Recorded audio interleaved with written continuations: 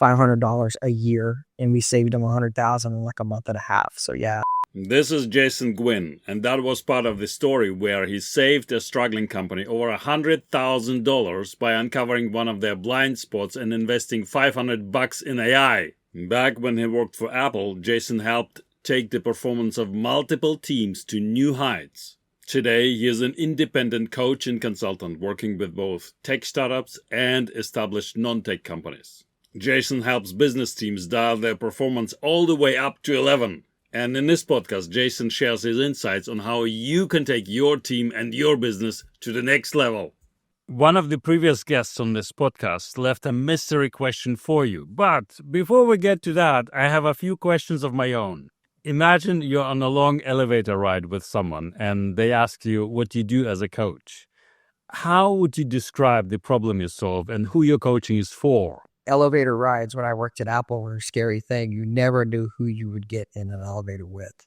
So that's something I kind of always thought about in my career is if you're stuck in an elevator or you're on a plane, like you're always on stage. So for me, coaching, I think it's really for everybody because I really want to focus on people collaborating and working with other people. I know that sounds like a real simple thing, but in reality, what happens is you get someone in a leadership position and they could have been your top performer or they could have been somebody that was just had a lot of longevity with a company, and they don't always understand the makeup of a team. And what I try to do is make sure that they really know that every single team needs to know the score. They need to know what their metrics are. They need to understand that they're really focusing on a common goal.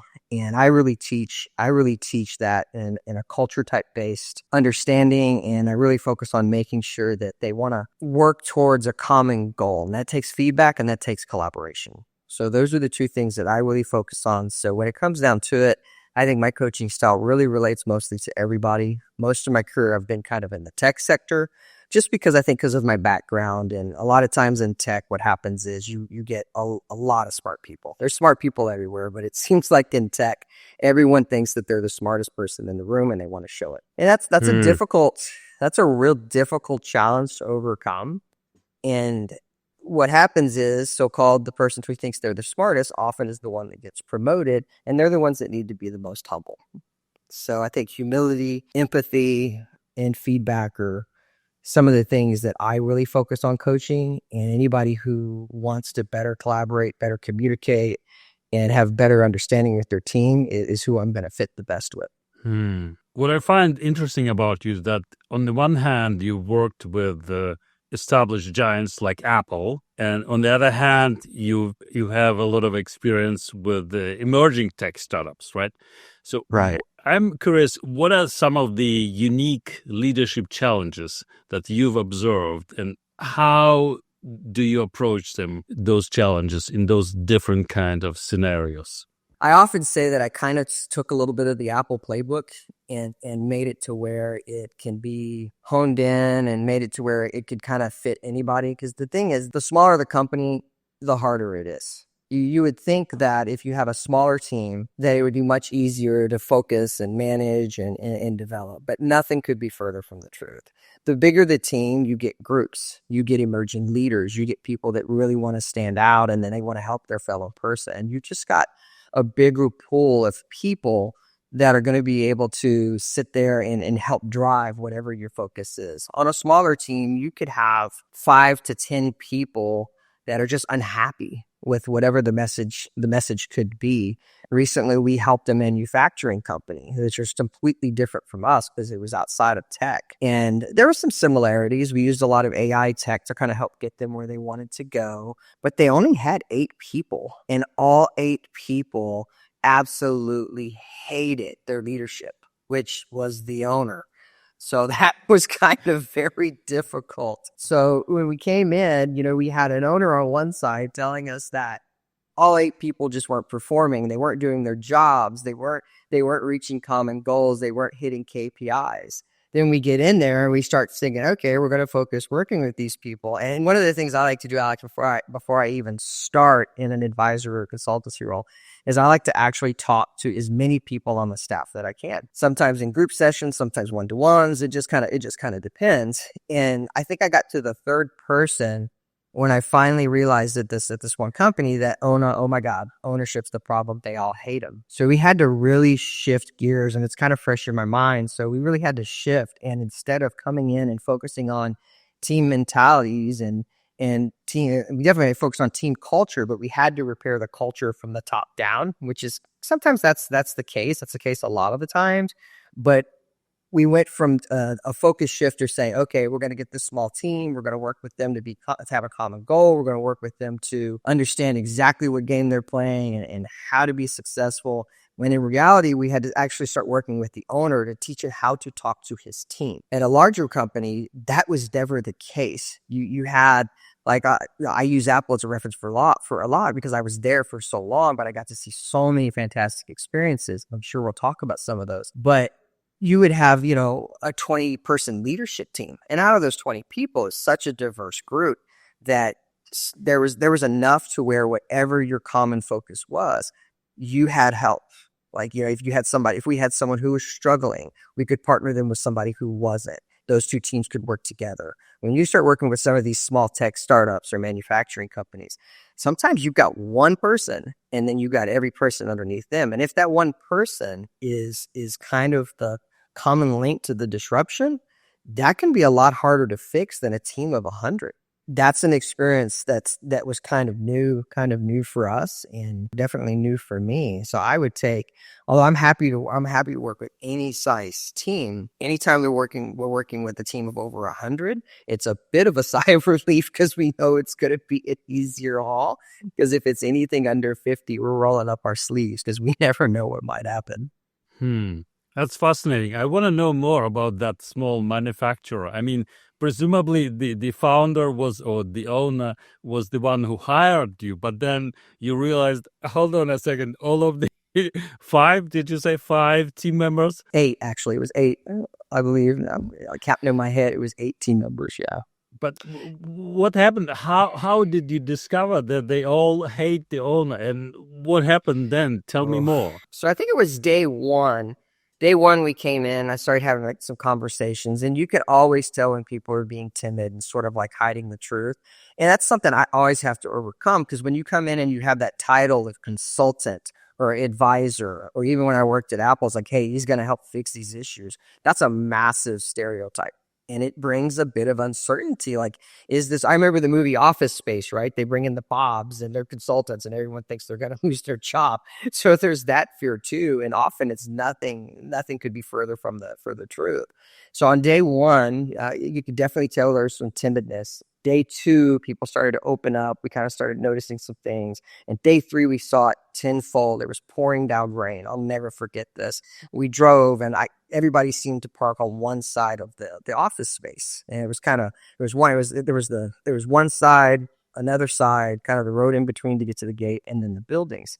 Well, it had rained like it does here in the Houston area for, oh my God, probably 10 hours or so.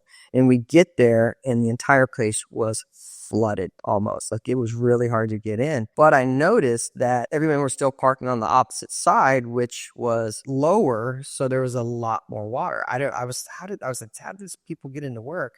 Of course, I parked by the door. Spot was open. It was dry. I wasn't getting wet. So we go in. I walked inside, and it didn't really hit me at first what was going on, but then lunchtime came, and I saw everybody putting trash bags over their feet, and I kind of watched them, out the door. I was looking at some of the books, and I kind of watched them as they walked out the door, and I was like, that's really odd. I don't understand why they don't all park on the other side of the parking lot. So when they came back, I started having some conversations. I said, hey, why don't you guys just park on this side? They go, oh, we're not allowed to do that. The owner won't let us park on that side. I'm like, well, what do you mean? It's flooded outside. Like, you guys can't, the rain is up to past your shins. It's flooded out there. And some of them had on the fancy Coach rain boots, and some people had the ones that they get from Academy, and some people literally had garbage bags. And I was like, well, that's really odd. I was like, how long has this been going on? And that's when they kind of just broke in and started saying, It's all like that. And then they just unloaded. The floodgates open. It's like that. There's buzzers on our computers. There's noisemakers in the desks. They watch the websites we go to at lunchtime. I was like, what? So it really hit me. So I took kind of the feedback in and listened. Of course, I didn't want to immediately run to who was paying me, essentially the client's Yeah. the boss, right?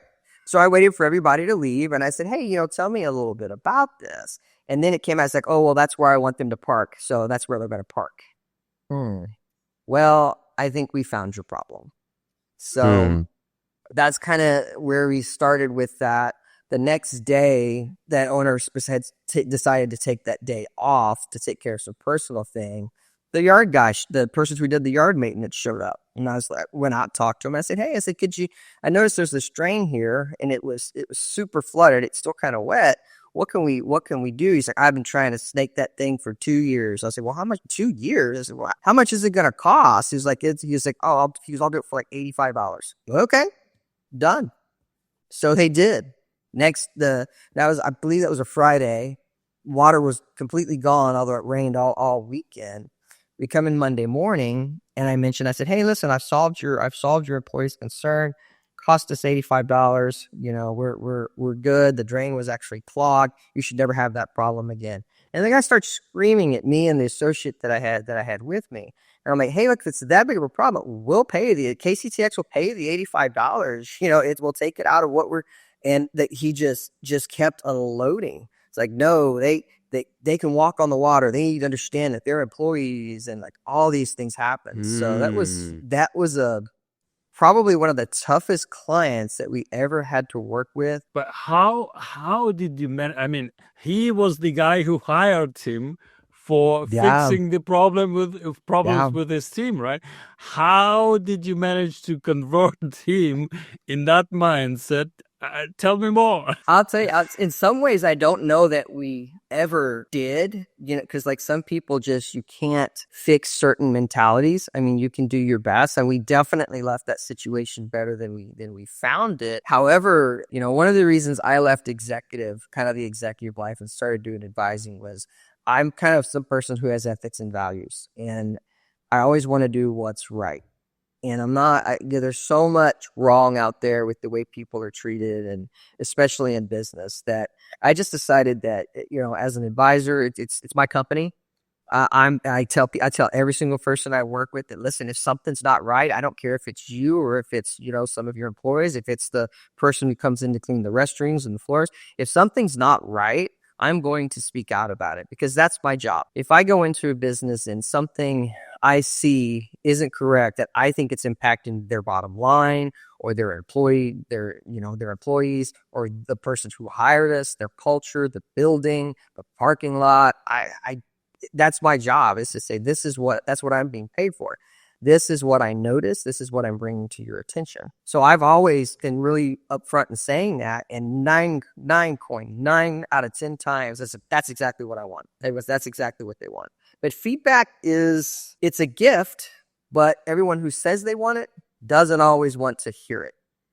So, I mean, that's something that I'm steadfast on, because I would not be successful at all if I didn't tell the truth. And me hiding something that I know is hurting someone's business, I would rather tell them and they get mad or even fire us. That's never happened. But if it did, I guarantee you they'd remember and probably look into it. And I might, and hopefully my hope is, if that ever does happen, that they'd come back and, a few months later and say, hey, listen, we listened to this. Let's work towards a common goal. But this particular owner was challenging, because we also found like noisemakers in offices and under desks just to annoy employees because they thought it was funny. I actually found out that the key logging programs that they installed on computers was actually a kind of a vulnerability. So I ended up having having to go in and help them install new firewall systems and things like that, because a lot of these spy watching type things, or I call them helicopter software, had to be removed to be able to make the place, secure. Because some of the people that they were working with, I want to be careful here, some of the people they were working with needed to have some of the utmost security. So yeah, it was by far one of our toughest challenges, and probably our most, probably my most. And I dealt with a lot of adversity, especially when I worked with Apple. But it was definitely my most challenging client, because I was working and hired by the problem. So here's, but it's a funny story. I don't share it too often, but it is an interesting story. But I still think, like, every time it rains, I can't help it. Like, 'cause we get a lot of hard rain, and they happen to be here in Houston. I still hope that he didn't go back out and clog that drain up with mud. That's the guess he wanted some boys to walk across the field. But I still think about them quite often, because they were great people. But in the end, like, there's always a positivity in every story, and I think that you can always look for the negatives. So the positive in the story is, like, a lot of people there, I would dare to say everyone there, by the time we left, really appreciated that we came in and had the conversations and brought the problems to light, because it did help. Some things just, I don't feel that person was willing to change, but a lot of it did help. When we started, they were pretty severely in the red, and when we left, they were almost $1 million in the black. So, oh wow. As far as the employees were concerned, they all understood their mission. Overtime was drastically cut. They weren't there that many hours as they used to be, and they were getting a better work-life balance, and they're having stronger harmony as a team. And we left it a lot better than we found it, but that road was bumpy. This is fascinating. I think there's probably hardly any harder challenge for coaching than the case like this one. I mean, this sounds like a real nightmare to deal with. That was the first. I think about it's funny because I enjoyed it. I think everyone in life needs to have a kind of coach and a mentor, at least somebody to talk to. And they can't always be your spouse, right? Because they don't work with you. And I've always had a strong mentor that was a good partner of mine that I worked with at Apple. And I remember talking to this person throughout it, and he was like, "What?" He's like, "Well, you just be you. Just give it to them. If they don't like it, that's okay. Just put a little extra money in the bank, because it is a long-term contract." And that was, that's what we did. But it was a great challenge. I've been dealing with that for a while. I used to get sent into, and I loved doing this. I used to get sent to struggling divisions, and was literally sent into some hostile waters, because it's not, especially at a large company like Apple, when you're told, "Hey, listen, this location's having a problem, and we know you want to get to this level. So to do that, I need you to go fix this." And that's a position that was kind of what I was known for. So I was sent into leadership teams that loved the way they were doing things, but just didn't quite understand that definition of insanity. And they do the same thing and the same thing and the same thing. And one thing about Apple is they were fantastic about trying to correct and help and support. But people were still hesitant to that. And I got some amazing opportunities to go in and work with some great people and find ways to collaborate and start giving great open feedback to turn some struggling things around. And I think that really prepared me well to deal with tough customers or anything that comes my way. So, I mean, we take it all in my company. I mean, we don't, no matter how hard it is or how easy it is, we take it all, but we have a very, very good understanding that you're going to get feedback, and it's our job to tell you what we think is wrong, whether you'd like to hear that or not. I think that is the most positive thing to do in a professional manner, and that's what I'm always going to do. Fascinating. Now, coaching often involves helping people break free from limiting beliefs or lies we tell ourselves. And I'm curious, what's a lie about leadership, a lie about team culture, or about success that you used to believe? That I was in charge. Man, early on in my career, I think, what was it? I think I started around 2007, when I really, really broke free and was able to get the first real job when I was in leadership. And here I was kind of, a lot younger, and okay, so now I'm in charge. I can make decisions. Well, the truth about leadership is although you can make some decisions, you can't do anything by yourself. And I still see it today. It's a lesson that I learned early on, getting upset with a team and thinking, okay, well, I'm just going to fix this. I'm just going to fix this. Well, as a leader, you can't fix anything yourself. So I learned that really quick, and that something that I carried into coaching and advising and saying, okay, the truth is that I can't fix anything. I cannot fix your problem. I can tell you what I believe the issue is, and I can give you some very, very good tips and methods and solutions to fix some of these issues. But you have to be the one to fix it, and you have to be the one to rely on your team. Because guess what? You can't fix it either. You have those employees that you hire for a reason, and the reason isn't always to tell them what to do. It's telling them, what needs to be done, and having a diverse enough approach and personalities so that they can tell you better ways to do it. That's something that I think I was so fortunate to understand, and they broke me so quick of that. It did not take long, maybe 30 days. And it's something that I've always carried with me my entire life, even when I see other people like get away from it. I've had conversations with colleagues, and I still keep in touch with a lot of them. And I say it at least once a month. I'm like, hey, remember that time we always talked about you yourself can't do anything? And it's like, oh, okay, that's right. I'm trying to do too much. And that's, I think, to answer your question, I think that's the best example that I could give. Is it's just as a leader, you can't do anything but support. That's your job. Be a servant leader, support your team. If you don't have the right team or the right people in place, guess what? That's kind of your fault too. Like you need to work on developing the right people, or when you do your hiring, make the right hiring practices. So you're not hiring 20 people that are just like you. And that's something else that we talk a lot about when we come into teams, and it's like, well, everybody's doing the same thing. Well, talk to me about your hiring practices. Oh, well, they're all referrals from this one person. Maybe that's part of the issue. I mean, diverse team is more than having a diverse team is more than just where people are from. It's what people think. And I think that's one of the most overlooked things in business. Is you should definitely have people around you that challenge you, and then just say, okay, yes, okay, yes, okay, yes. This is one of the things I also find difficult to find people who are not just, yes men or yes women, but people who are willing to give you brutally honest feedback. Yeah. That's not an easy thing to do. You have to convince people that they can trust you, that if they tell you the truth, the brutally honest truth, you're gonna take it on board, or you're gonna, listen to it properly. Yeah, that's something Apple was so good about that. I mean, I give them so much credit, because that's where I learned it. Like, even if you look at my profile on our website, it straight up says, I not only took the playbook, I can tailor it to help your business and make changes, because they were so fantastic about that. And, feedback is a gift, is what, we always kind of said. And not everybody likes the gifts that they get at Christmas time, is the thing that I kind of add to it. And I think that balance is what sort of sets us a little bit apart, or definitely sets me apart, is you can say, be positive all you want. That's only going to get you so far.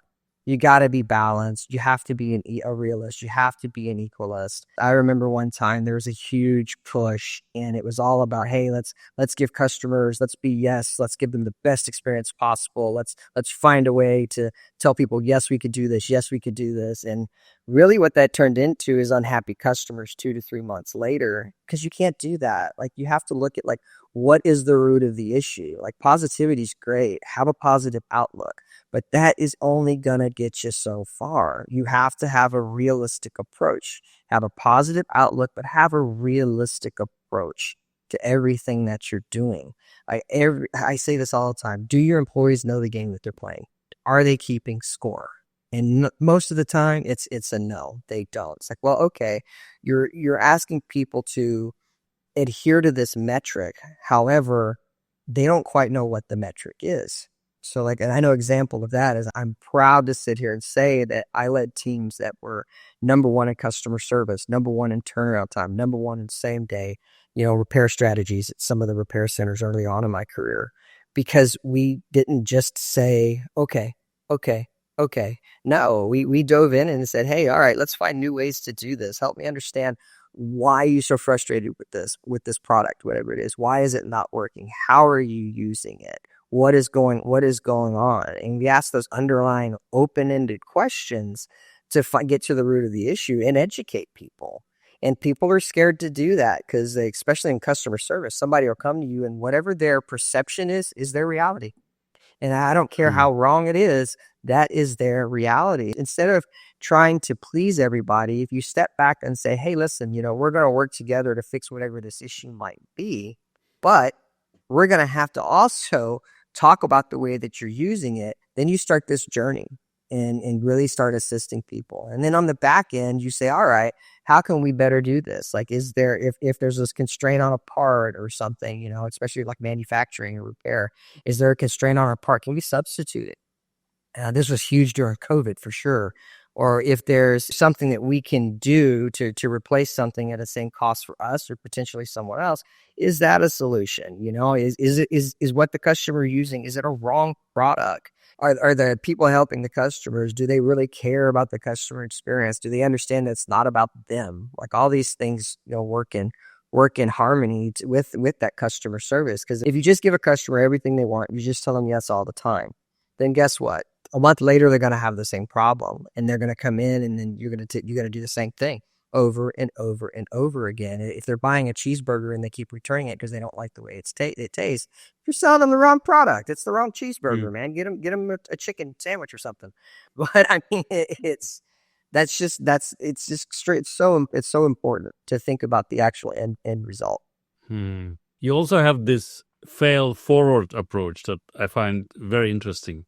And you've had some very interesting experiences with that in your teams, right? So talk about that.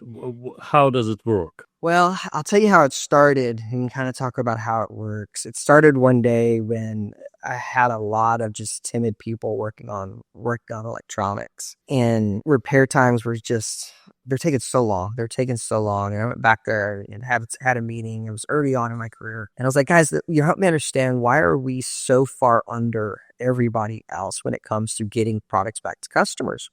And that was at Apple as well, right? Yeah, it was. The answer basically was, well, we're scared we're going to mess something up. It's like, okay, well, what does that do? How does that make you, how is that hurting us? Well, we're just taking a lot longer. We want to make sure that we're being careful. I was like, well, I want you to be careful too, but I also need to find a way to speed up. And I was like, well, I'm going to sit back and kind of watch you guys for a little bit. And, let's all agree to come to a conclusion and talk about it in the coming weeks. And they were just, everything was ultra timid. So I just one day, out of kind of frustration, said, guys, it's okay to break stuff. I don't think I actually said stuff, but I said, it's okay to break stuff.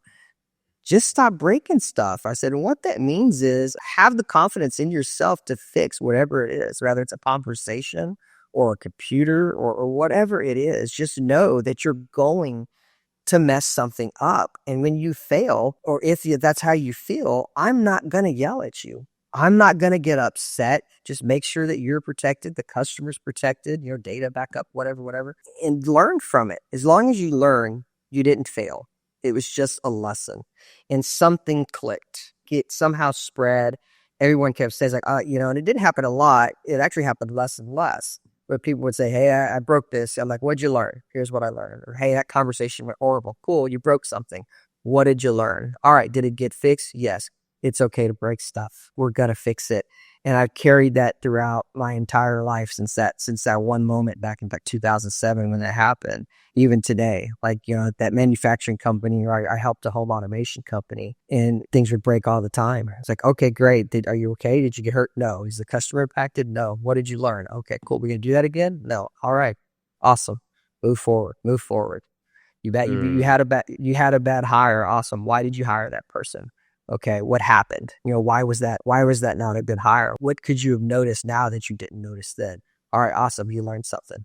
Let's get it. Let's move forward. It's the same kind of thing where we were working, I remember one time we were working with this laser machine at a company we were helping, and it was really driving them crazy because no one there really understood how to use it. And I mean, they were spending hours on hours on hours trying to fix this thing and get it to put these teeny tiny letters on this small product they were manufacturing. And I remember coming in and I'm saying, okay, I'm like, so where's the training for this? I'm like, how long have we had it? Help me understand what we're doing. And they'd had it for maybe 2 years. Like, awesome. Is the same person, the same person who's always been working on it? Well, no, we just keep trying different people. Okay. Well, what's the training program? When they hand me this book that was bigger than War and Peace. And I'm like, I can't learn this way. Like, I can't learn this way. And so I was like, all right, well, let's take a look at our process. It's broke. Let's fix it. And they're like, oh, we don't know what we're doing. I was like, here's another thing I learned in life, right? Whatever the issue is, there's a solution to fix it. There's really nothing in normal business and 99.9% of the businesses that if you mess something up, you can't easily fix.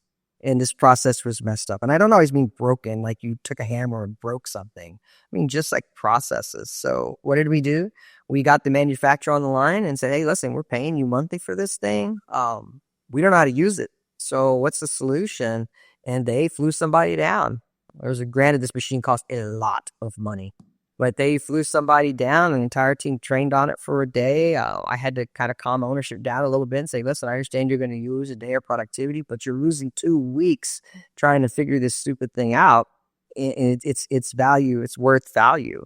And that's what we did. And I think sometimes just taking those simple approaches and stepping back and saying, okay, this isn't working, rather than pull my hair out and stress about it. Let's look at what our avenues and our solutions are to fix it and who we have around us that can help do that. Absolutely. What got you started on your coaching journey? Was there a defining moment in your tech career, maybe with Apple, that sets you on this path? I think I've already said it. Like, you'll never hear me say anything bad about the fruit stand. I to this day love Apple products. I always have. I've always admired. Got to see, Steve Jobs, and I got to be there during what I feel will always be their greatest era. But after a 13-year fantastic career and fantastic experiences and traveling and being sent to help divisions and having people flown in to help me teach and all those great things, it came down to, well, it didn't just came down. It always came down to the fact that we were going to have to move if I really wanted to pursue the career I wanted. And balance was always a thing in my professional life, but I kind of always sucked at it in my personal life. So about 5, maybe almost 6 years ago, I decided it was time to kind of leave. And I didn't want to pick up my family and go. I had kids, kid in school, obviously. And, my wife loves her career. And I just, got to a point to where it's like all these years have been gone with me, traveling. And it's time to kind of focus a little bit more on the personal side, because I'm not getting any younger. None of us are. And decided it was time to go. And I didn't immediately jump into coaching. I went to work for another, tech kind of based home technology company. Learned a lot. It was appealing because I was able to do a lot of the things I was never going to be able to do at Apple. And it didn't matter how hard I tried. I don't feel I was ever going to be like the vice president or a director. There's the realist in me. But I left on great terms. I still talk to everybody there. So it was such an amicable thing.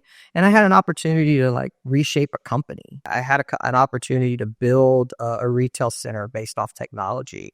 And I started out in Apple retail. So that was appealing for me to be able to do. I opened and helped correct so many stores. And I was like, to open my own center, I was like, wow, that's pretty cool. So I did it. And then, we did some great things, went in right off the bat, found out employees were stealing.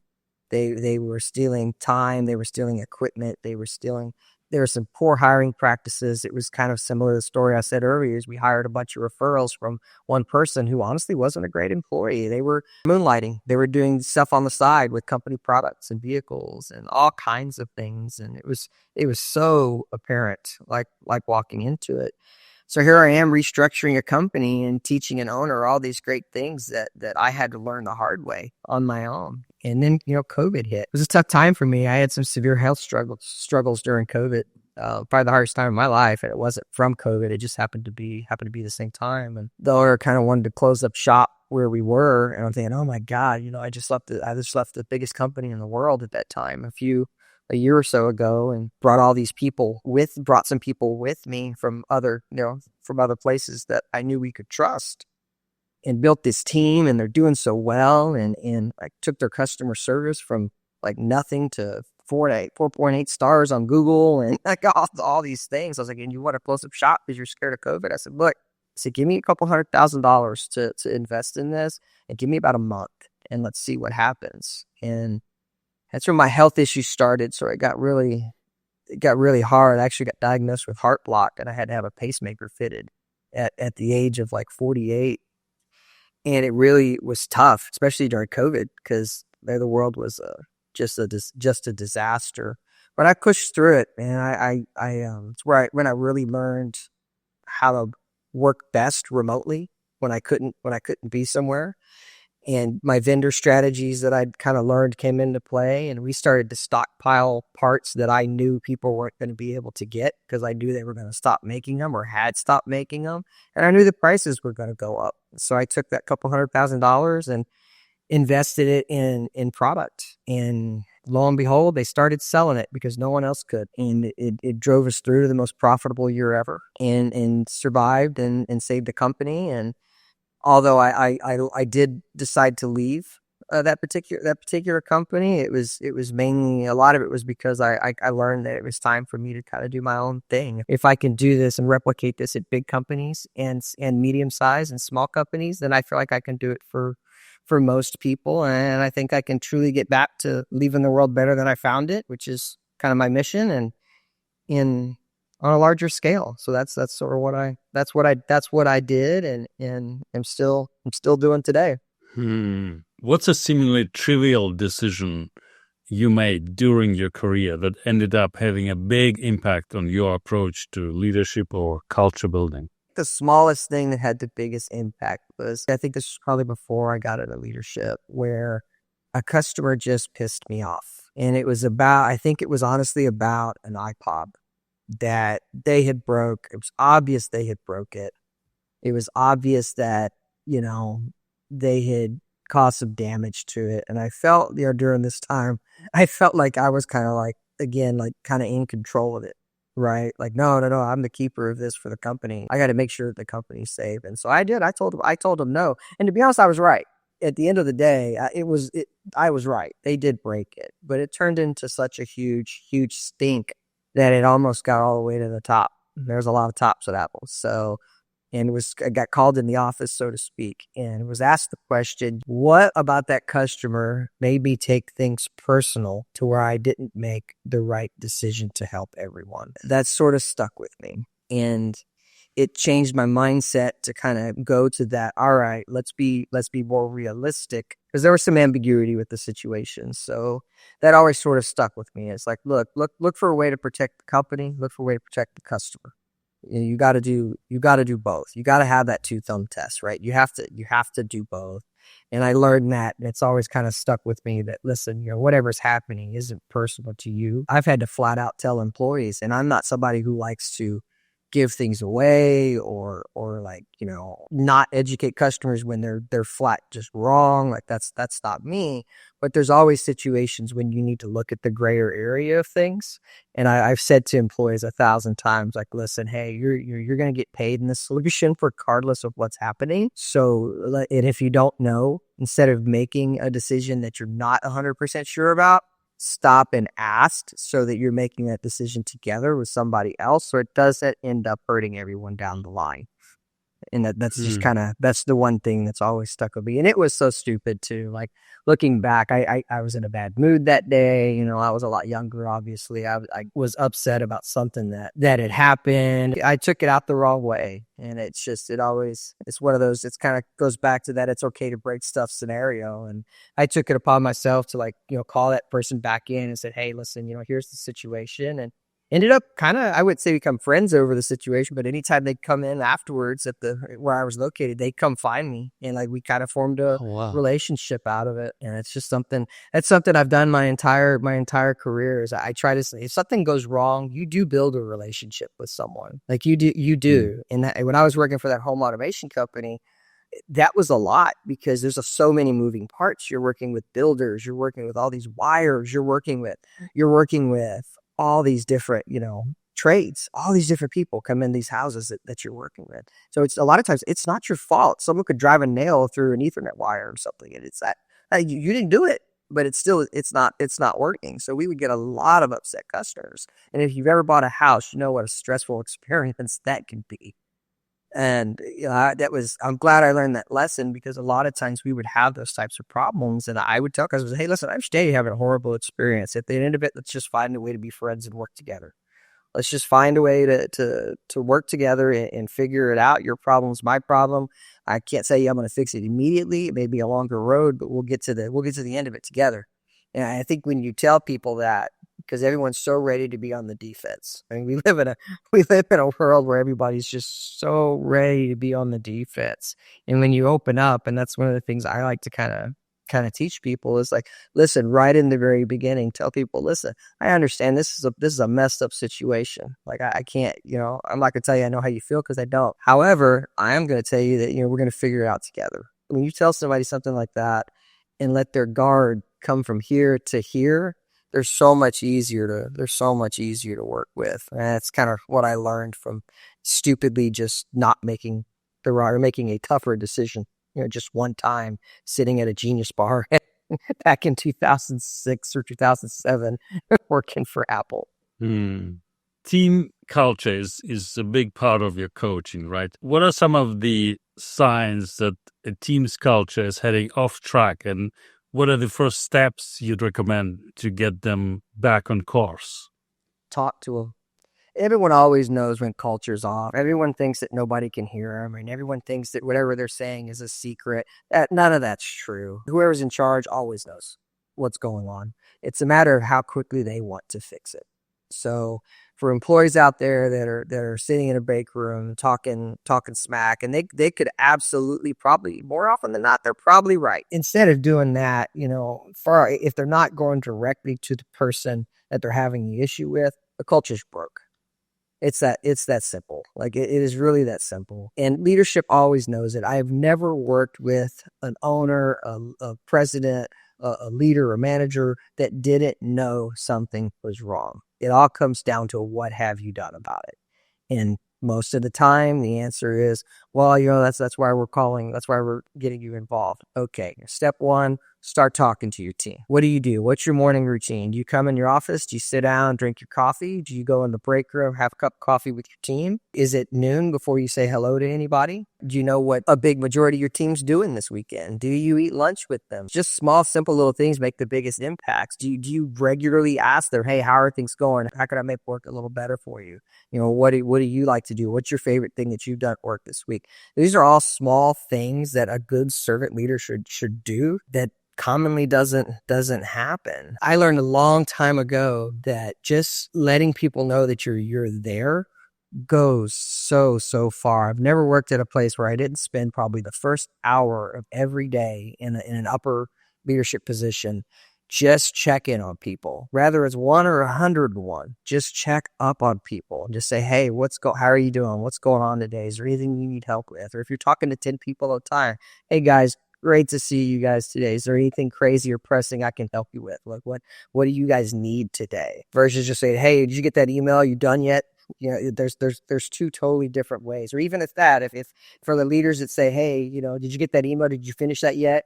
There's another way to say it. There's, hey, I know I sent you guys an email. We've got a pressing deadline. How can I help make this happen? Sorry to disrupt the day. Two totally different things that say the same exact thing. Two totally different ways to say it. So, but other signs of like culture mishaps is just extended breaks, people hiding from workstations, calling in sick way more than usual. These are all things employees will do when culture is bad. I'm never someone who wants someone to be at work if they're sick in any way, shape, or form, but You can always tell when people are calling out or taking time out to go job hunting versus you're not feeling well. I mean, it's just a feel to it. And more often than not, they say whether they're doing it and it gets back to you. One of the reasons actually I left the home automation company that I was talking about was the owner, he felt that culture was in friendship. And by that, I mean, he would want to take employees to friendship environments, bars, questionable establishments, places where, let them eat and drink and then drive company vehicles, and all these kinds of things were going on. We would have, I'll say, discussions, but they were flat out arguments at times about this. And then he couldn't understand why people were constantly not coming to work. Duh, they're hungover, and they think they're your friends. So they don't have any respect to show up to work because you're feeding them margaritas on a Tuesday night, and you're coming in at noon. You expect them to be here at 7. They think you're homies. So, now I'm writing them up because they've done it 3 times this week.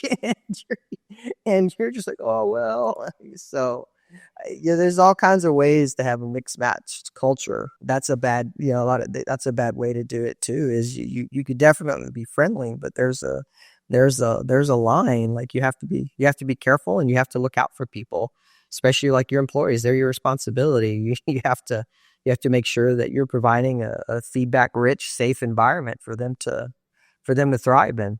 And that starts with you. Now, talking about fast-growing tech startups, what are some initial cultural pitfalls you've observed in fast-growing tech startups? And how can you help leaders there address it before it becomes an issue?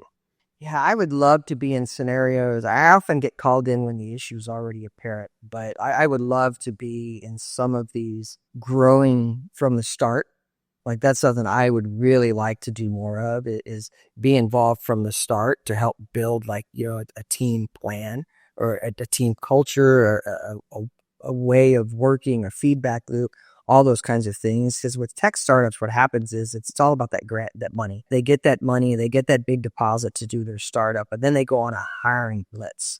They go on an absolute hiring blitz.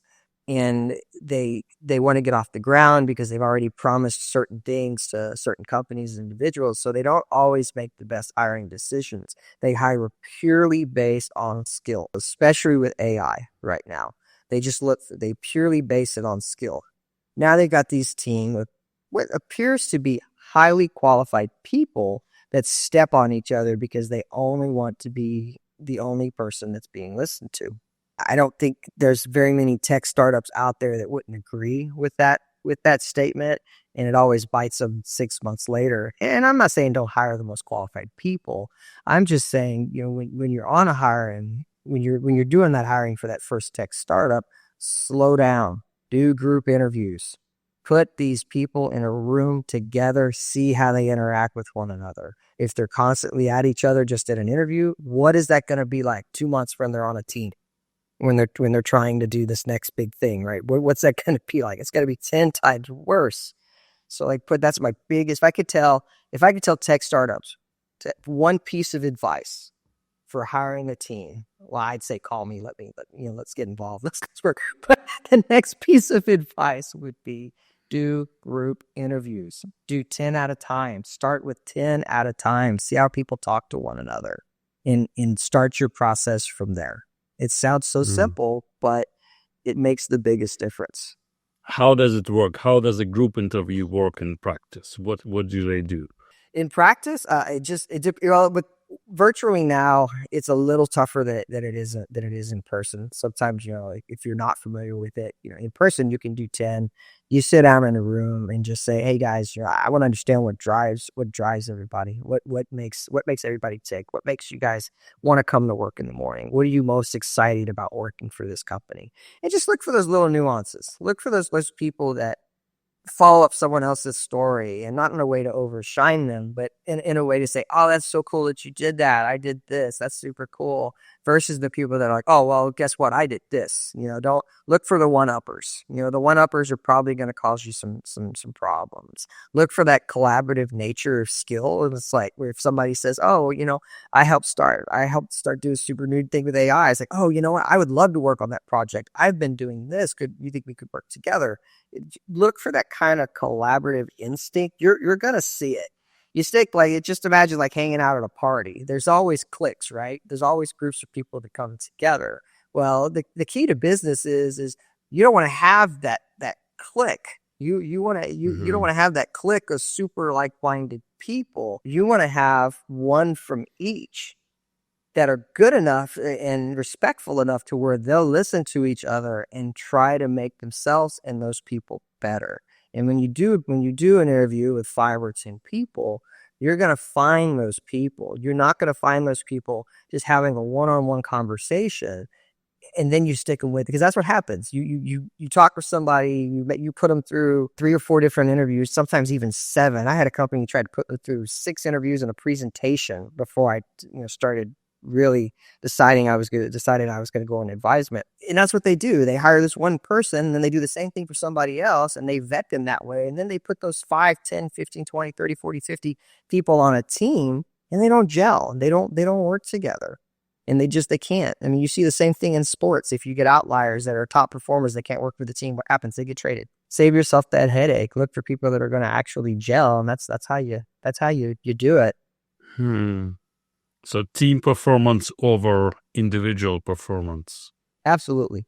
One person can't fix anything. It's gonna take a team, especially in these tech startups, because that project, you can have some individual contributors, but guess what? They're not gonna be able to do it by themselves. You gotta have somebody. You gotta have a team of different skilled individuals that are going to be able to help support each other. That's the secret. That's the secret sauce.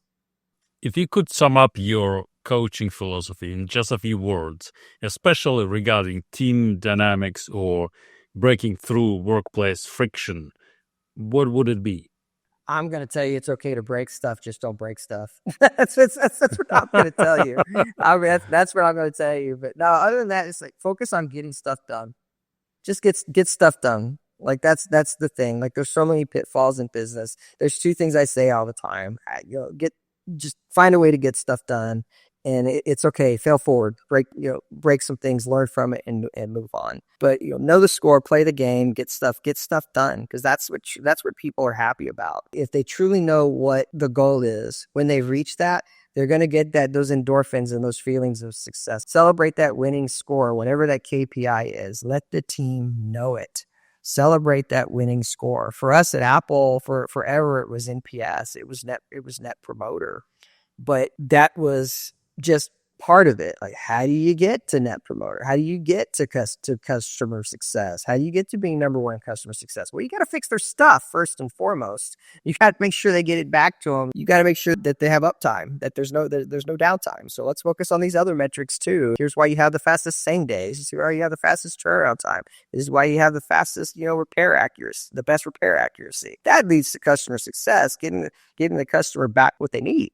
But yeah, if I had to sum it up in one, I'd probably say 2 things. I'll expand your question. I would say, it's okay to break stuff, fail forward and learn, and just focus on getting stuff done. Like, what's the number? How do we get there? That's it. That's when I worked at Apple. That was, everywhere I've worked, I've been told that you just find a way to get stuff done. Like, that's right. That's because that's what we have to do. Like, the rest of it doesn't matter. It doesn't matter if getting this thing done is what gets the company paid and it makes the customer customer happy. That's going to make the employees happy. So how do we get that one thing done?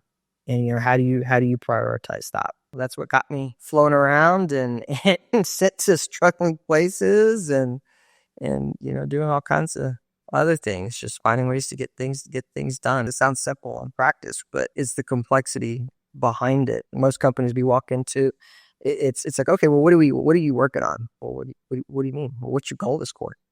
Like, what are your goals? What do you want to do? Oh, well, we've got these orders. Awesome. What's the delivery time? What do you want to finish today? Oh, I don't know. They're working on some of them. They're supposed to be out by this week. Okay, cool. What about today? Like, what's today's goal? Like, when you talk to the team, it's like, hey, what are we working? Do you know what they're working on today? Oh, yeah, it's that. It's that, and that's not micromanagement. It's not. It's, hey, listen, what's our plan? You know, let's work together and then let's celebrate at the end of the week. And if we're done early and it's 12 on Friday, let's go home. You know, what's the goal? It's not about time spent. You know, let your team know that it's about results. You know, you're not paid for your time at work. You're paid for results. It's okay to say, hey, here's the result we need to get. How do we achieve that together? It's okay to say that. And I think it's lost on so many people because they think that the employee that's there till 8 o'clock at night is their hardest worker. They're likely your slowest worker, to be honest, in a lot of experiences. Now more than ever, it's about results. Like, hey, listen, here's our result. Like, this is the result we need. How do we get there together? How do we get stuff done? That's what it's all about. What's a common misconception about company culture or team dynamics that you wish more people understood? It's not like a family, you know? I hear that a lot. It's like a big family here. No, you can have family traits and you can care about each other. But most families I know are fighting during Thanksgiving dinner. And most families I know are having political debates.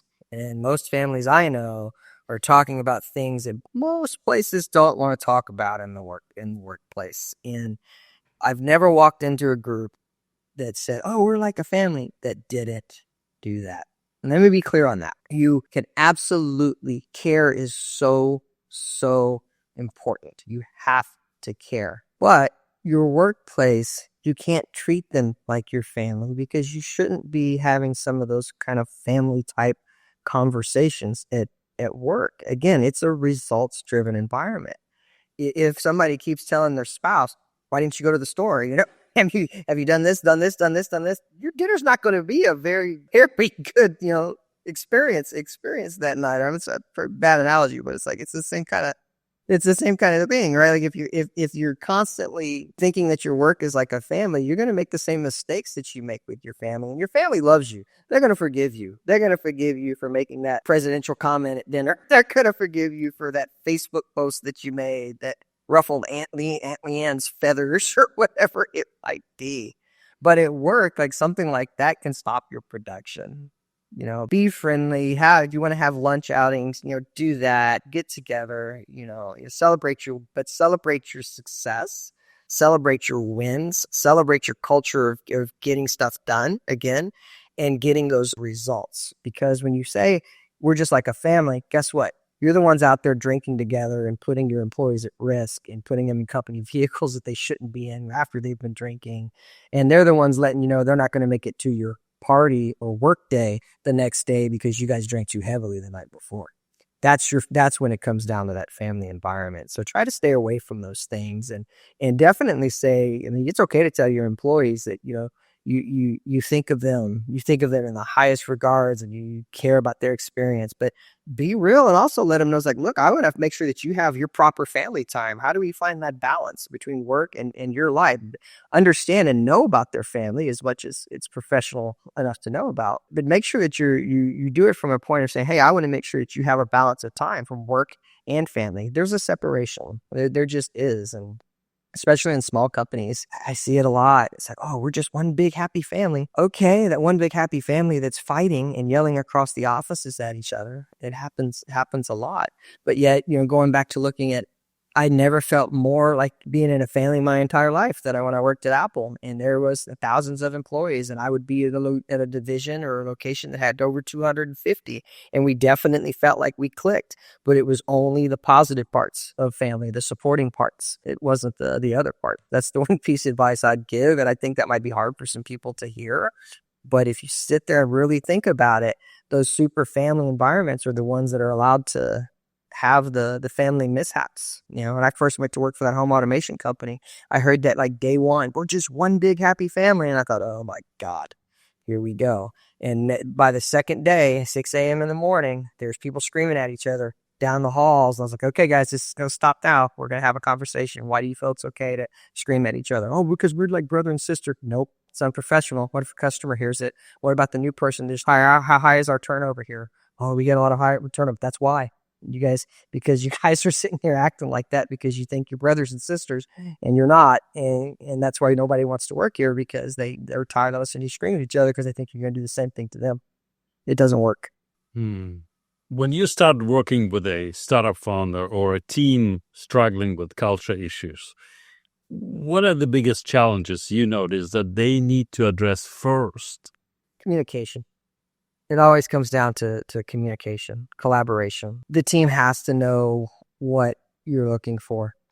I'll ask employees a lot when we go into struggling divisions, and I'll just say, hey, help me understand, like, what does leadership need from you? What are your common goals? And they never have a clear answer. It's usually, well, this is the project I'm working on. Cool. What are your deadlines for that project? Where do you want to be in 30 days, 60 days, 90 days? Like, what are your goals? And often that's what it ties down to. It just ties down to like what the goals are in the project. I'll never forget one time I was really hell-bent on getting promoted while I was still back at Apple. And it was to the point to where I was getting like upset. Like I saw these people around me and I really felt like I was kept where I was because I was doing so well that they didn't want to move me. And there's some truth to that, although, there might be an argument there, but there's definitely some truth for that because I was in the same role being sent store after location, after division, to corporate, back to retail, to corporate, to do like kind of the same things. And well, I want to, in life, you want to grow. And I really wanted to be in a different position. So I sat down and I finally, after a tad bit of frustration, I told someone very high up in the company, I said, hey, listen, what do I have to do to get this? This is what I want. It's what I want. Am I not qualified? Do I need to go somewhere else and get some experience and come back? What do I need to do? And the answer was, I need you to go fix this. I was like, okay, well, I've fixed a lot of things. So why is this different? We had that conversation and I was like, okay, cool. How much time do I have? Here I go with my goal thinking, well, 6 months. Awesome. Give me 3, and we'll take care. We'll take care of it, and I got sent into a complete train, just storm. And day one was really, really rough because no one wanted me there because they knew why I was going to be there and no one wanted me there. Well, some of the team did, but in leadership, most people didn't want me there. And, I had to pull up my bootstraps and have some tough conversations and tell some people point blank, do you understand the definition of insanity? And I know you're a smart individual and I know that that's not what you want to do, but guess what? You keep doing the same thing over and over and over and over again, and you need a different result. It was an experience that I got to have that I think has allowed me to walk into so many struggling divisions because I started at the top and talked to every single other person and said, hey, what are you doing? And I want to help me understand what you're doing and your role is to contribute to this not being successful. And if you don't think there's part of it, you're part of the problem. You're wrong. So let's figure that out. Like whatever you're contributing to this issue is either working or not working. So let's get into it and let's work on it together and let's try some different stuff. Try something different. And if that doesn't work, guess what? You'll try something else. And if that doesn't work, guess what? We'll try something else. And that's another question I like to answer some of these struggling, whether it's with operations, productivity, or culture. Like you can apply the same thing. Well, if what you're doing isn't working, when's the last time you tried something else? If your team culture is horrible and they're all saying, thank God it's Friday, and then they're all late on Mondays, like, oh, I got a case of the Mondays. If it's like that nonstop, then you need to try something else. Your culture is not working. Sit down. Stop having pizza parties on Friday and think that's going to fix things because it's not. Sit down and say, hey guys, I get it. Mondays suck. Friday, everybody's happy it's Friday, but I feel like it's a little off and I want the environment to be a little better. So what can I do to help that? Instead of going in the office or logging off or not answering, whatever Teams chat we have working on and just kind of blowing that off, address those issues. What's the most unconventional piece of advice you've ever given or received regarding workplace culture or productivity? We had a time when we were told, just get to yes. There was a time, I kind of briefly touched on this earlier, but there was a time when a company mandate was just get to yes. And there was no real communication around what that meant. Like, what does get to yes mean? What does that mean? And I didn't know what it meant. Well, I asked, but the thing was just find a way to get to yes. And I've heard it in 2 different companies. I was definitely prepared better for the second time around.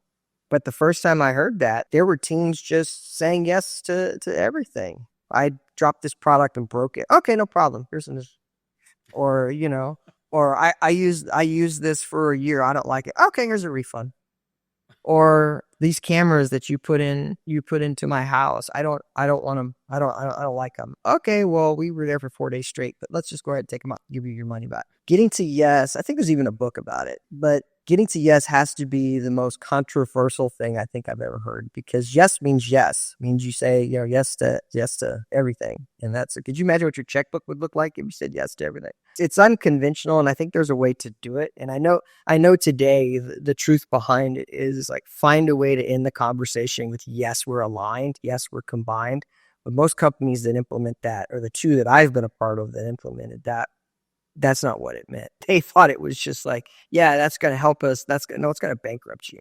Is what that's going to do. So I almost think that that's kind of more of a negative that I've been told, that I've kind of, anytime I hear it, I spin it and say, yeah, you know what? You can absolutely get to yes and help a customer, but what you really need to do is get to that balance between you and a customer, and say, how do we work together to get to a common goal?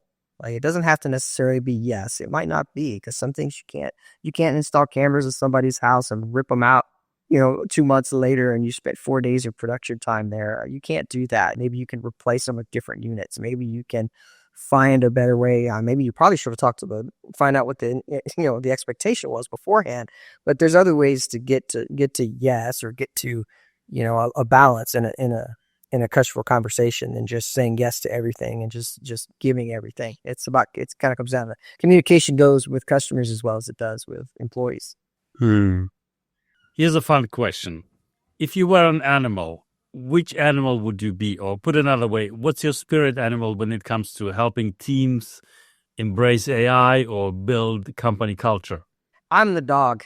I say it all the time. I'm a dog lover. I don't know if I'd say it's a spirit animal, but I'm a dog lover. A dog's supportive. It's loving when it needs to be. It's there. It's a faithful companion. It's protective. It's definitely the dog, especially when you start talking about some of these AI or these tech companies. That's what they need. They need somebody to protect their experience. They need somebody to support them. They need somebody to be protective of what's going on, because some of these things are government contracts, and there's all sorts of stuff going on with that. I would definitely say the dog, the loyal companion that's going to be supportive. That's that servant leader in me as well. Is going to lead the pack when it needs to be, but it is going to be there to support when it needs to be. So I would definitely say the dog.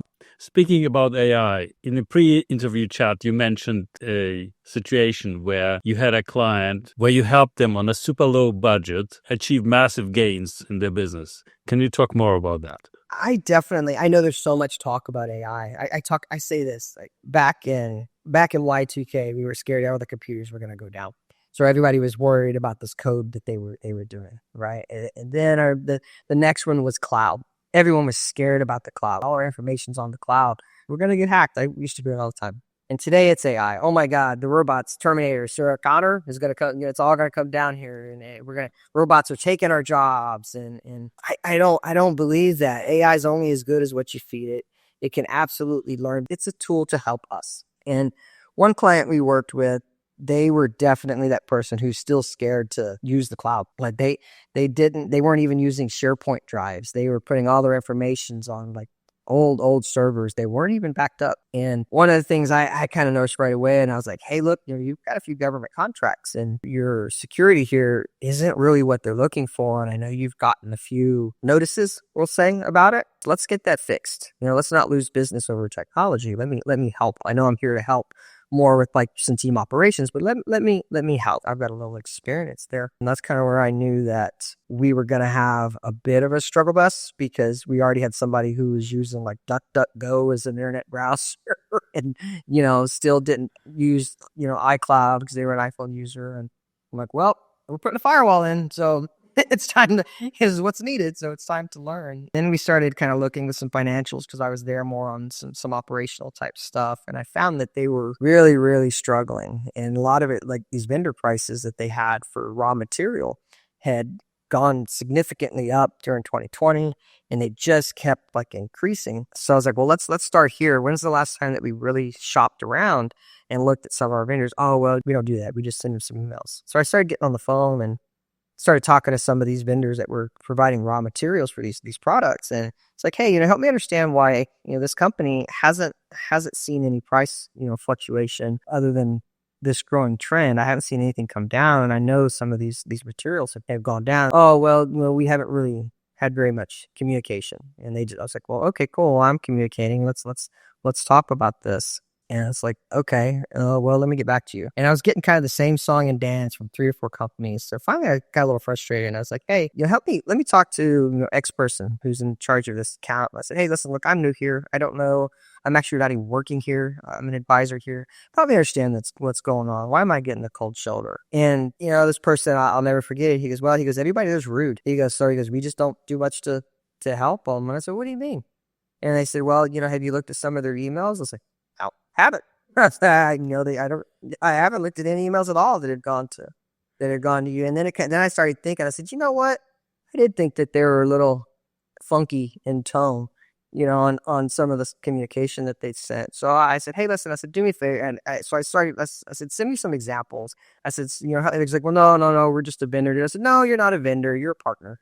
But you're a partner. I can't do my job without you. You can't do your job without me. Let's work together. And I said, just send me some examples. I said, help me out. And I said, please look at this price thing. And we kind of formed a quick little friendship. And I started looking at some of these emails. I was like, oh, okay, we got a problem. Everyone thinks we're a-holes. Every time we send an email, it's like we're yelling at somebody. It's all caps. It's telling people, hey, I need this done by this time or else. And it's like, okay, we got a problem. So I went back to kind of leadership and I said, hey, I'm going to read you guys some emails. I said, I want you to, and I didn't tell them who they were from. I said, I want you to see how you feel about this. And they're like, wow, that's kind of rude. I said, yeah, you wrote it. And I'm like, yep, you wrote that one.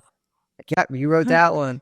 Like, so I said, so here's what we're going to do. I said, we're going to use some AI tools and we're going to start cleaning up how we talk to people over the internet. Like, we're going to start working on our social presence. We're going to start working on how we send, communication. I was like, there's this really cool app. I just use something simple. I said, we're just going to use OpenAI. And the owner's like, oh, no, we can't put nothing, ChatGPT, nothing. I'm like, well, it's free. I'm like, he says, no, nothing. I don't want anything. I was like, okay, that's fine. I said, so we're going to use this tool called Grammarly then.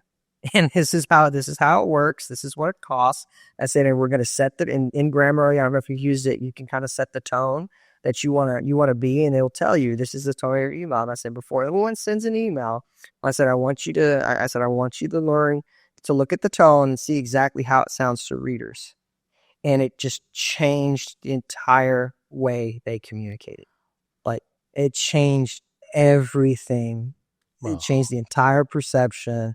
I had vendors, calling and saying, hey, listen, man, let's do a review on some of the things that you guys are doing. I want to make sure to keep your business. So we started having people calling us to give us, better pricing. All because people didn't think we were a-holes. And that opened up the door. Like, so their HR team was like, oh, we got to write all these SOPs and these policies and these worksheets. I said, okay, cool. I said, do you have a good template? Well, we've got this one, and it's a piece of paper that looks like it was printed in 1970. And one of them was actually a legit fax. It's been a long time since I'd seen a fax. I was like, okay. I said, well, listen, we've opened the door a little bit. Let's use this tool. We're going to use OpenAI. We're going to use ChatGPT. We're going to just get a template. We're not just trying to get it to do our job for us, but we are going to use it to make a good little template that we can edit. And we did. And they finished the SOP. I took it back to ownership and I said, hey, listen, you might get mad at me. I told you I like to go against the grain, but I want you to read this and tell me what you think. Oh my God, this is amazing. Awesome. It was done by ChatGPT.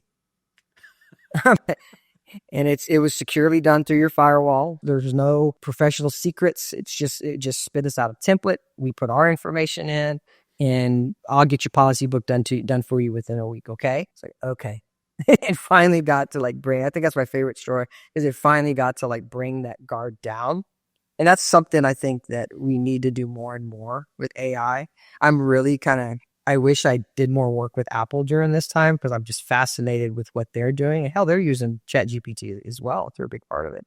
But I can't imagine how exciting it is there. So for me, it's really cool to build that excitement at some of these companies that have, single ownership or maybe a small ownership board that are just, they hated the cloud, they hated Y2K. Now they're scared to death of AI, and just to break down those barriers and say, listen, this is how it's going to help your business and it's not going anywhere. So let's find a way to use that tool to support you, your company, your employees, and make their lives easy. There were people that were crying when we finished up that contract. They were so sad to see us go, because we basically took some of the handcuffs off, and they're more secure now than ever because of technology. Like the firewall has AI built into it, and it's like, oh, sorry, you can't go to that site. This is why this is a security threat. No.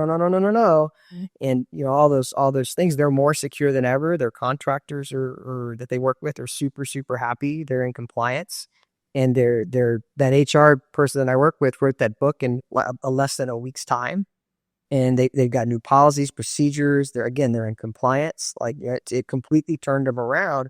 So we took a person who was using DuckDuckGo, and I just use that as an example because they're the ones that say, "Oh no, you got to be secure, you got to be secure," and took them from that to using actual AI clients to be able to help their people get jobs done. And I believe you did some back of the envelope calculations in terms of what it actually helped companies save. Yeah, that company, just in working with vendor management, just in getting those 5 or 6 vendors to say, hey, we're going to communicate with you differently and we apologize, saved them over $100,000 within a month or two. Yeah, it was amazing. Like some products were coming in at half, and these were raw materials for what this specific place was making.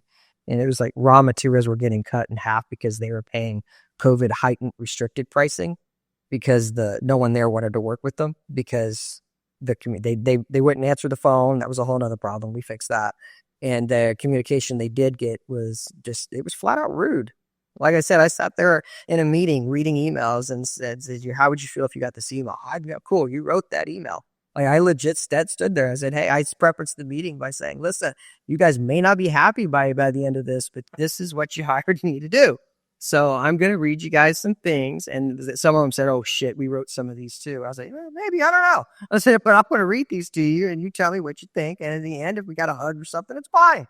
I'm like, good, we're going to break some stuff today. And I read emails and one after another. Yeah, cool. You wrote that one. And guess who you wrote it to? This government contractor. Guess who you wrote that one to? The supplier that's been overcharging us for the last 3 years. Guess who you wrote that one? Well, this one came from your mom. But no, things like that were happening. So it was probably one of the funnest exercises, and I had to be kind of humble but yet firm at the same time. And some of them honestly were a little upset, but the next month when I'm like, hey, here's your bottom line, you're in the black this month. We saved you $100,000 in, about a month and a half's time, whatever it was, on raw material. Nobody was upset after that. All with the simple AI tools. And that's just the stuff I think about, like Grammarly and OpenAI. Like that's just simple. It's simple stuff. It's not like some of the groundbreaking things that we're starting to see, but they are things that businesses can use to help make sure that they can communicate better. And so that Grammarly investment and ChatGPT investment was like peanuts compared to the 100,000 or what you helped them save within a mere 2 months or something, right? Yeah, I think Grammarly's $100 a year. So I think we put it on 5 people's computers, I think was what it was. It cost $500 a year, and we saved them $100,000 in like a month and a half. So yeah, I mean, yeah. Crazy. Yeah, and I know they're still using it today because I get emails back every now and then. I'll get an email in, or I like to check in with clients too. I like to say, hey, how's things going? I haven't talked to you guys in 60 days. How are you? Some of them actually have like checkups built into how we work together, built into the contract. I can tell they're still using it because I can read it and say, oh, okay, well, that's okay, kind of thing. So it's good to see because they send they're now sending professional emails that are spelled correctly, and it's a really good tool for people that struggle with that kind of thing. What's a question you wish clients asked you more often? I want them to ask more real open-ended questions. Like I would like them to say, hey, I really would like to get some open, honest, brutal feedback. Like you were really good about that during this process, even with our podcast. It's like, I want brutal feedback. I want to be brutally honest. And I wish more clients would sit down and ask during the process, hey, give me the feedback. What have you learned about me? What could I do to get better? They're going to get that feedback anyway, because that's part of what we do. But I wish they would ask for that more. And I also wish they would ask, how can I better support the team? I wish that they would ask, because a lot of times it comes from the place of, hey, this culture's broken and I'm not really sure why. I need some support. I would rather the question be like, how can I better support this team so that I can help fix, whatever's going on in my business. Those are the two things that I like. Because I was talking to someone the other day and they said, hey, well, you need to always use the feedback sandwich. And I'm like, no, you don't. You need to build a culture where feedback is safe, and don't forget to give the positive feedback. But if you're in a situation when there's really not a lot of positive feedback and things are not going well, you need to feel safe and secure to give that specific negative feedback.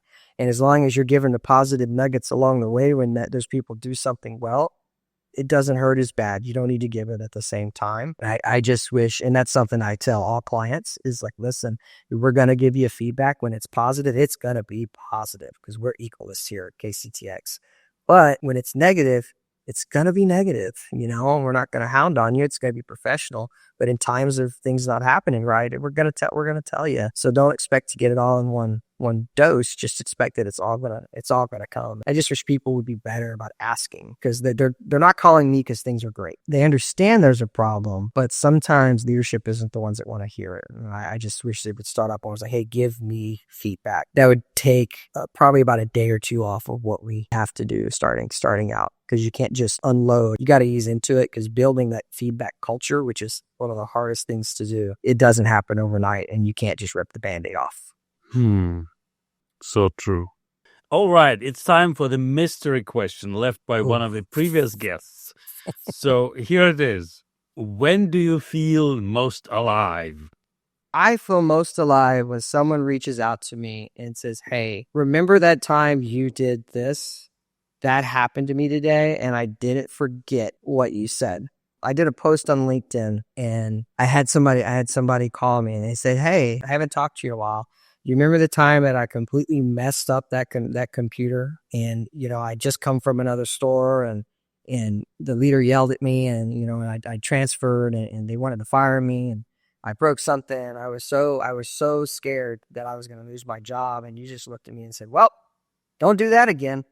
He's like, so he goes, and what did you say? He said, don't do that again. He goes, you broke it. He goes, what do we say? He goes, and I turned to you and I said, it's okay to break stuff. Just don't break stuff. And I said, well, what? He goes, and he said, you told me what I did wrong. And he goes, it was really just a small cable, but it was on the largest component, and you couldn't replace it. And so it caused a complete, massive major repair. But yeah, I remember that. I'm sure that happened a few times. He goes, well, I paid it forward today. He goes, and I had an employee who was just like me back then, and super scared and made some mistakes somewhere else, and they transferred him to see if they could thrive in a different environment. He goes, and they did the same kind of thing. He goes, and I took your philosophy. He goes, and that person's happier than ever. He goes, and he knows things are going to be okay. And I just wanted to tell you that. So I thought that was really cool. So I would say, being remembered and having people pay it forward. And I sent a message to that same person a few days ago, actually, and said, hey, how's that person doing? And he said, well, I had made the mistake again, and they're quickly becoming one of my top repair guys. And I'm like, oh, mindset change. It's that simple. Let somebody know it's okay to fail. Let somebody know that you got their back. You're going to trust them. Be that dog. Be that loyal companion. That's what I think makes me feel alive. For someone who feels overwhelmed by workplace friction or the rapid pace of tech changes, what is the first step you recommend to help them regain control? Take a breath. Relax. Most of the time, people that are worried about workplace friction or technology are people that are afraid of confrontation. That kind of trait goes hand in hand, and there's always going to be conflict, and that's I feel like that's what I see in those same traits, is the person that is worried about workplace friction or worried about this new technology with the cloud or AI. Kind of going back to that same story with that company, it's, hey, relax. Really, you got a team of people around you. If not, we're going to get you one. And there's nothing that can't be fixed. Like if we're going to bring something in and it's brand new, it's not like we're going to decide to do it one day and then just say, oh, is this going to work? Oh, no, we're going to get a support team around it. Kind of like that firewall that we installed at one company. That owner who was absolutely scared of anything technical. It's like, hey, listen, it's not like I'm going to bring something here that doesn't have a support plan. It doesn't have a call center, doesn't have someone that could come if we completely screw it up. And here's our backup plan. So don't worry. Those employees, guess what? They're already mad. There's already workplace friction. You're already in that scenario. Do you like how things are going? The answer is always no. Awesome. Let's take a deep breath and talk about it. Most businesses, whatever gets messed up can be fixed. It can, and there's extreme circumstances, don't get me wrong, but 9 out of 10 things, if it gets messed up, fix it. So when you implement new technology or you implement new people, just let them know that, hey, you're going to make mistakes. It's okay. It's okay to break stuff. It's okay. We're going to find a way to fix it. So take a deep breath. Know that conflict is part of life. Instead of running from it. And conflict doesn't mean we're going to be sitting here screaming at each other. It's going back to that feedback and collaboration and saying, when there's conflict, hey, this is where you are. This is where I'm at. How do we work together to fix it? If you're upset, that's okay. What do you need? Do you need a minute? Let's circle back. Don't run from it. Leaders will do that with like strong employees that, kind of get a little conflict. Well, when they see that and then there's this, and this is what happens. Leaders just go and close the door and act like it never happened. They're going to keep doing it. If you're a leader who is afraid of conflict, my message to you is take a deep breath and embrace it and say, hey, listen, I don't like this as much as you don't like this. So how do we work together and fix it? It truly is that simple. Where the mistake gets made is if you don't implement that culture from the very get-go. That's, where I love to go in and help. So 10 years down the road, they have that employee that calls them and said, hey, remember that time I walked in your office and got mad and you didn't fire me. You sat me down and had a conversation, and we talked about it and we worked through it. It happened to me today and I paid that forward. That's how you change the world. That's how you change with your people. And that's what you have to do. Conflict's only as scary as you make it. Interesting. Is there a book or a practice or a habit that has been transformative for you or your clients in navigating team culture issues or embracing AI? Yeah, so this is an interesting question because I'm someone who really does not like leadership books. I'm someone who doesn't like leadership books. I'm not a fan. To answer your question first, I would say the practice is be involved yourself. Find a way to communicate yourself. Be who you are. Be natural. Be what makes you. That goes back to hiring. Find people that are different than you, but are going to help and support you. Far too often what happens with these damn leadership books, and this happened to me, my first experience with a leadership book, I had a leader at Apple who handed me this book and said, hey, I want you to read this. I don't enjoy reading books, but I appreciate it. Oh, no, in your off time, as a leader, I like my leaders to read this. Well, no, thank you. I'm not a fan of that. That's not the ideology that I want to necessarily, I want to be me. I want to be unique. I understand that these are different methods, but it's not company method. And I feel like that's what happens and it's completely great intention. I'm probably going to catch some slack for saying this. I always do. I'm not here to be another leadership book. I'm here to figure out what is going on in your specific company and find a way to tailor our playbook to your specific needs. Leadership books don't do that. Leadership books say this is the ideology, and then what happens is they read that. Somebody gets this book and says, okay, I want all my leaders to read this. Now you're giving people homework. How's that going to make them feel? So I just worked 40, 50, 60 hours a week, and you want me to go home and read this or do it on my lunch break? How's that make especially like your entry leaders feel? Does that build good culture? No, it doesn't. And then next thing you know, all your emails have quotes from the book. All your meetings are tailored to this book. And your employees are like, what the hell? What just happened here? Am I in a cult? What's going on? And then guess what? That book doesn't work. And they move on to the next book. You're shaking your head. You've seen this. They move on to the next book and the next book and the next book.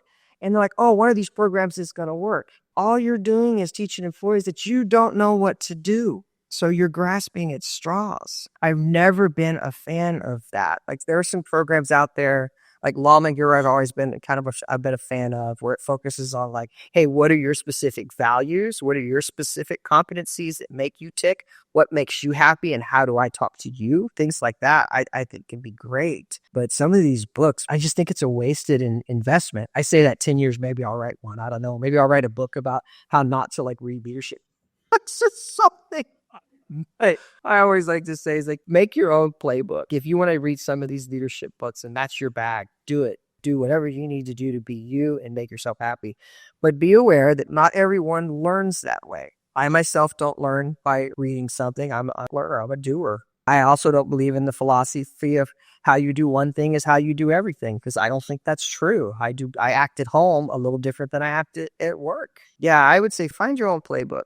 Find your way, find your purpose. But just understand that pushing whatever the book's ideology is on an entire team of people, going back to talking about that diverse team, they're not all going to agree or align or work with that. So you have to find your own playbook to work with your own team that's going to make you successful. I have a suspicion that some of those leadership books are probably only bestsellers or remain bestsellers for years, solely because middle managers keep buying them by the hundreds for their employees as a company expense, as a business expense. Yeah, I've seen that. I definitely seen that happen. To be honest with you, it happened. It did happen at Apple. It wasn't an Apple initiative. Like Apple never once said you need to read this. So I want to be very clear. But it did happen with some of the leaders, and some of them I'm friends with today, and some of them, are still there, and some of them aren't. I would much rather be the coach on the sideline, watching the team play the game, and giving them tips and tricks, and